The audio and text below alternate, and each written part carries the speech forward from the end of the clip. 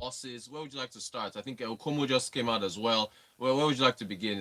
Julius Berger, International Breweries.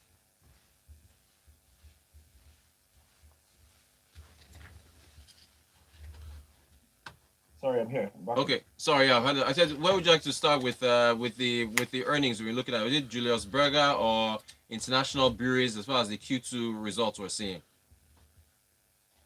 Okay, so I haven't really looked at international bureaus, but for Julius Berger, the earnings drop was a disaster. If we use that word, it's really bad. Yeah. And that's one of those companies that I spoke to earlier in terms of what's happening in the a bellwether for what is to come. So Julius Berger's revenue dropped by 17.5% quarter on quarter. Just first quarter of this year they did 55.9 billion, and then in second quarter they're doing 46 billion. Now, if you compare it year on year, and I'm looking at quarter, right, last 3 months, because that's actually the 3 months where we had the impact of COVID. Their revenue has dropped 33%, Rose, Mm.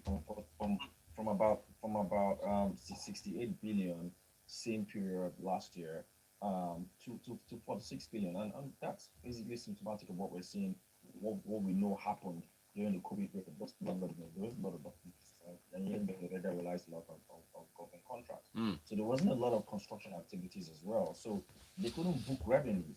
And that basically filtered all the way down to their bottom line. Um, Pre-tax profit was about 2.6 billion. The last time Julius Berger was in this range was in the third quarter of 2016. And guess what happened then? We were in a recession. Right.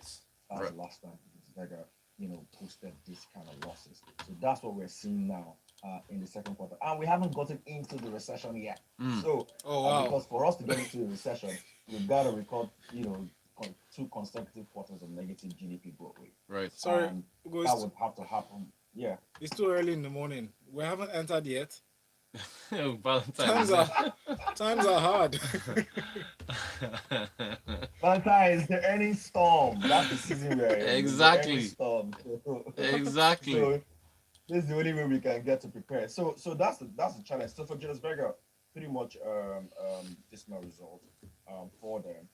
Interestingly, it appears this is something that actually gives me a lot of concern. But it kind of sounds like the market seems to have an idea of what's going to happen, because Julius Berger's shares have been tanking Yeah. from about 25 naira or so to like $15. Yeah. And yes, I know that you just showed that she just think that she was there.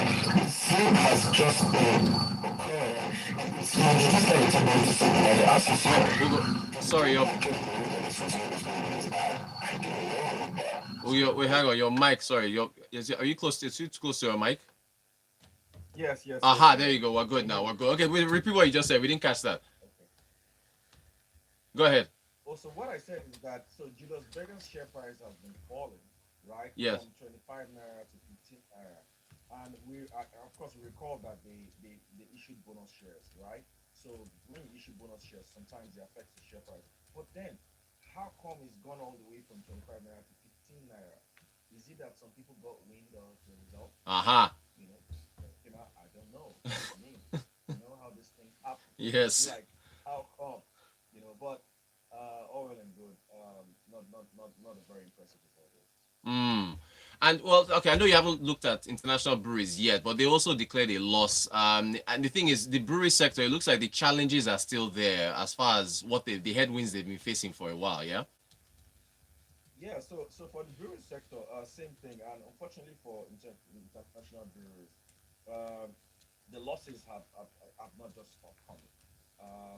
They had this strategy over the years of not really caring too much about bottom line, and in their quest to seize market share, they basically, you know, at some point overtaking Guinness in terms of market share, and doing that came at a huge cost. So, and the cost is that you got to burn through marketing and distribution expenses just so that you can boost sales.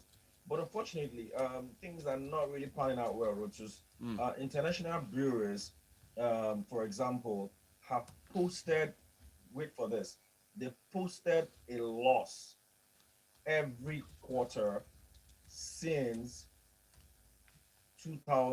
2018, Wow. right? They've been posting quarters, yeah, almost every quarter, except for the fourth quarter of 2018.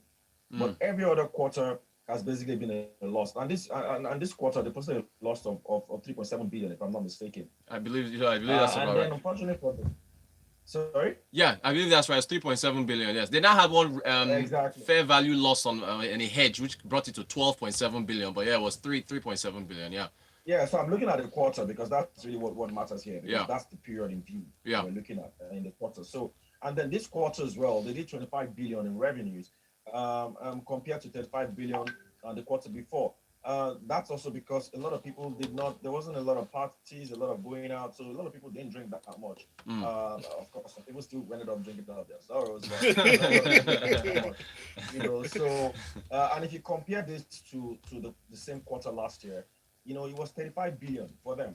So international bureaus is, they're heading into a very rocky start. The good thing for them is, they've got majority shareholders with very deep pockets, and so perhaps maybe they can continue to support their Nigerian business. But it's really really been terrible for them. I don't know how long they can cope. They are already the pile of losses that they've acquired or they've accumulated over the months has basically swung their retained earnings into negative. So they now have negative retained earnings of about 12.3 billion dollars, naira rather. So not so good for Nigerian bureaus, for international bureaus. But just to give Valentine a glimmer of hope, Okomo Oil also released their results during the week, and that their result was kind of impressive. Mm. And I'm sure CBN Governor Godwin Emefiele is going to be looking at his result and smiling to himself and say, "Yes, my Yeah. policy is working." Okay. Yes. Since the border closure, Okomo Oil's revenue has basically been flying. Mm. The company suffered too much early last year and some parts of 2018, and they complained a lot of smuggling. Mm. There's a lot of smuggling of CPU into the market, and that basically just dented their revenue. But since the border closure, they've seen revenues pick up again. So a lot of local Nigerian companies are buying, their CPO, that's crude palm oil. Yeah. But you got to ask yourself, at what cost? Exactly. Somebody's going to be paying for that. But for Okomo Oil, it's been good for them. Revenue is slightly down 6% quarter on quarter. I mean, you expect that because of the COVID-19. But year on year, wait for it, 50% up year on Wow. year revenue. Look at Yeah. that. So pre-tax profit, guess what? Year on year, 92% up. Wow, So Huge. wow, wow. Huge. it's incredible, and that just shows you what government policies sometimes can do to your business. So Yes. for a lot of other companies that are local, locally made, into local production, a lot of these policies actually favor them. But for the wider economy, perhaps not, because what it means is that when somebody is making, Somebody else is losing. Mm-hmm. Ugo, I appreciate it. We've already run out of time. Ugo Dre of Nairametrics. Quickly, some So, messages, yeah? yeah, somebody Okay. asked in my head, how much does Okomo oil affect the price of tomato? Ah. But anyway, The- Benga says, I guess the government is salivating at the prospects of monies that will come from stamp duty on rent. But we'll talk about that later on Freshly Pressed. Yep. Is that a part of the optimism of Auntie Zainab? And on those FAC allocation, I hope the minister knows that only 6 states cannot actually survive without the FAC allocation. If all prices fall again, where will we Where be? will we be? Good question. And Otunuga from Aja says, unfortunately, I booked for Julius Berger at 15.5 naira since about a month ago. It was only yesterday when it was brought to me at 17.05 naira that the result came out. Oh, wow. How the cookie crumbles. No, wow. And No. then we have this one from Inka. Inka says, we're going to be playing and toying with our minds this morning. We're yet to enter recession. And things are like this. Already. What will now happen when the recession comes? My question exactly. He said he just lost his appetite. You eat at 6? Nice. He said, wait. Sorry. Now that we're discussing Julius Berger performance, how about those Borini guys always and currently repairing and locking down Third Mainland Bridge? And also end up leaving an abandoned compactor beside the road. part of the road they complete. Are they not on the stock exchange? They should have Valentine or Bow. Is he a shareholder? Ika, thanks for that. Thanks for that. Ugo, I we could appreciate your time and thank you so much. Again, Ugo Dre of Nairametrics. So look out for that new article coming out later today. Ugo, we appreciate your time, man.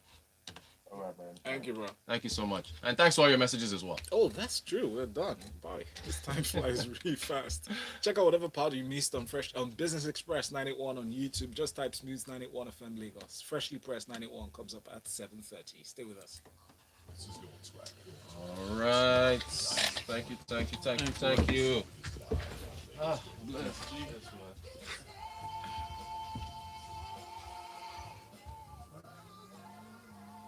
With critical focus on the Nigerian economy, we see the bigger picture.